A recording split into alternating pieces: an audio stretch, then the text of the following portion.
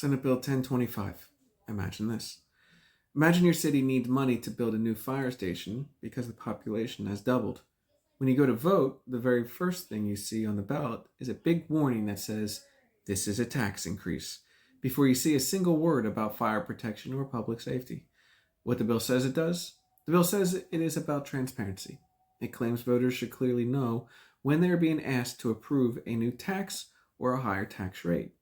What it actually does? This means the state now controls the opening language of local tax elections. Cities, counties, and school districts must lead with a warning label, even before explaining what the money is for. This gives anti tax messaging priority while local governments lose the ability to present a neutral explanation. Who benefits? Anti tax advocacy groups, large property owners, real estate and business interests that want fewer local tax increases. Who pays the price? Cities trying to fund roads, police, and fire services. School districts trying to build classrooms, and residents in fast growing or underfunded communities. Why it matters. Local communities grow, but services cost money.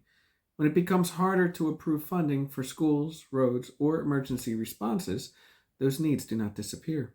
They either go unmet or the burden shifts in less transparent ways, like higher fees or declining services.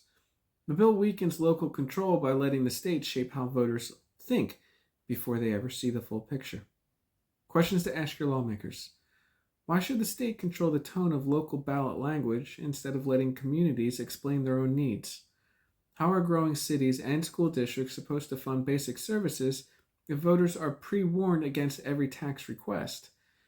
Would you support a review or sunset clause to evaluate whether this wording is harming local services over time? Bottom line, Senate Bill 1025 does not lower taxes. It stacks the deck against local communities trying to fund the services Texans rely on every day.